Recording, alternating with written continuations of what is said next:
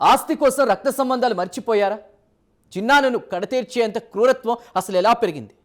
మద్యం పేరుతో పిలిచి హత్యకు కుట్ర పన్నిన వెనుక అసలు నిజాలేంటి?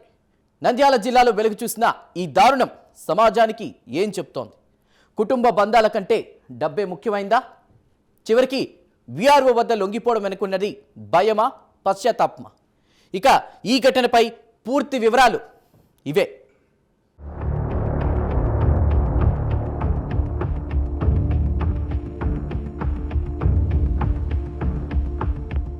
ఆస్తిపై ఆశతో ఏకంగా చిన్నానని హత్య చేశారు దుండగులు.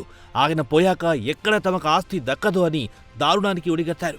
నంద్యాల జిల్లాలో జరిగిన దారుణ హత్య కేసులో ముగ్గురు అన్నదమ్ములను పోలీసులు అరెస్ట్ చేశారు. నంద్యాల జిల్లా వనికిందిన్నే గ్రామానికి చెందిన చిటికెల వెంకటేశ్వర్లు హత్య కేసును పోలీసులు ఛేదించారు. ఈ కేసులో చిటికెల దస్తగిరి, చిటికెల పెద్ద ఫకీరయ్య, చిటికెల రాముడులను అరెస్ట్ చేసినట్లు డీఎస్పీ ప్రమోద్ వెల్లడించారు. నిందితుల నుంచి సుమారు 30,000 నగదును స్వాధీనం చేసుకున్నామన్నారు.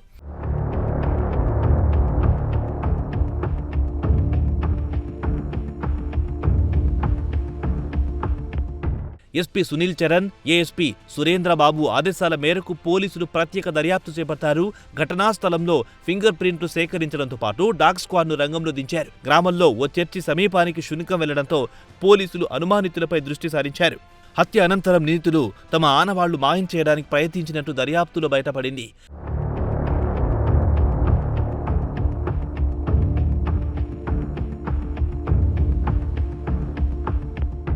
పోలీసులు 2 బృందాలుగా విడిపోయి గాలింపు చర్యలు చేపట్టగా చివరికి నిందితులు స్వయంగా వీఆర్ఓ వద్ద లొంగిపోయారు. హత్యకు కుటుంబ ఆస్తి వివాదమే ప్రధాన కారణమని తెలిసింది.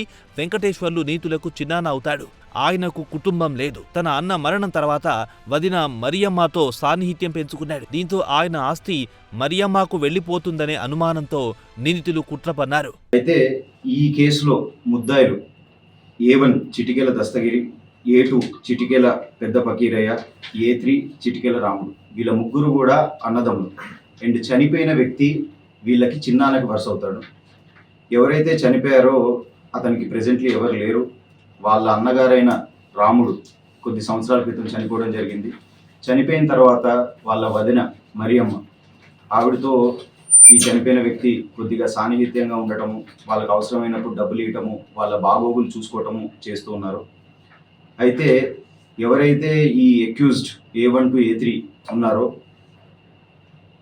ఈ మరియమ్మకి అంటే వాళ్ళ వదినకి ఎక్కడ ఈ ఆస్తి అంతా కూడా ఇచ్చేస్తాడో, డబ్బులంతా ఆవిడకే ఇస్తున్నాడు, పైగా ఇతనుకున్న ఆస్తి కూడా ఆవిడకి ఇచ్చేస్తారు అనే ఒక ఆలోచన వీళ్ళలో ఉంది.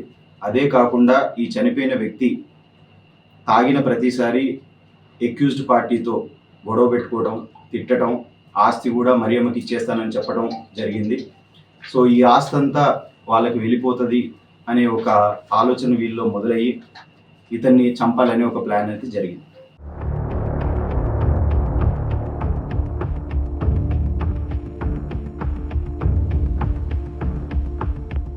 ఈ క్రమంలో నిందితులు వెంకటేశ్వర్లును మద్యం సేవించేందుకు పిలిచారు.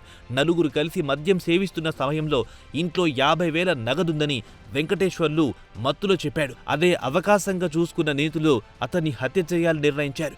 రోకలి బండతో దాడి చేయడంతో వెంకటేశ్వర్లు అక్కడికక్కడే మృతి చెందాడు. చనిపోయిన వ్యక్తి మరో ముగ్గురు కలిసి వీళ్ళు ఆల్కహాల్ తీసుకుంటారు. ఆ ముగ్గురు వ్యక్తులు A2 పెద్ద ఫకీరా ఉంటారు. అయితే తాగిన తర్వాత ఇతను తాగినప్పుడు మాటల్లో అతని దగ్గర 50,000 ఉన్నాయి అని చెప్పడం జరుగుతుంది. సో ఇంట్లో 50,000 ఉన్నాయి అనే ఒక ఇన్ఫర్మేషన్ A2 A1కి A3తో డిస్కస్ చేస్తారు. తర్వాత వీళ్ళ ముగ్గురు వాళ్ళ ఇంట్లో ఉన్న బీరువా ఓపెన్ చేసి ఈ 50,000 కూడా తీసుకుని అక్కడి నుంచి వెళ్ళిపోతారు.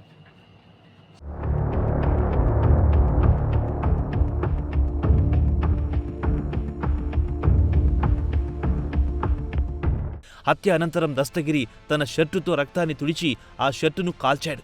ఆధారాలు నాశనం చేయడానికి ప్రయత్నించాడు. అనంతరం ముగ్గురు డబ్బును పంచుకొని పరారయ్యారు. అయితే పోలీసులు వేగంగా స్పందించి నిందితులను అదుపులో తీసుకున్నారు. దస్తగిరి ఇంట్లో హత్యకు ఉపయోగించిన రోకలి బండను కూడా స్వాధీనం చేసుకున్నారు. ఈ ఘటన గ్రామంలో తీవ్ర కలకలం రేపింది. ఆస్తి ఆశలు ఎలా ప్రాణాలను బలి తీసుకుంటాయో ఈ ఘటన మళ్లీ రుజువు చేసింది. పోలీసులు నిందితులను కోర్టులో హాజరుపరచగా కేసు తదుపరి దర్యాప్తు కొనసాగుతోంది. వెళ్ళిపోయే సమయంలో వీళ్ళు ఏదైతే రోకల్ బండతో కొట్టారో A1 దస్తగిరి అతని షర్ట్ తీసి ఆ బ్లడ్ అంతా కూడా క్లీన్ చేసి ఆ షర్ట్ తీసుకుని వెళ్ళిపోతాడు. బయటికి వెళ్ళిన తర్వాత ఈ షర్ట్ని వీళ్ళు కాల్చేసి ఆ బూడిదని కాలువలో వేసేసి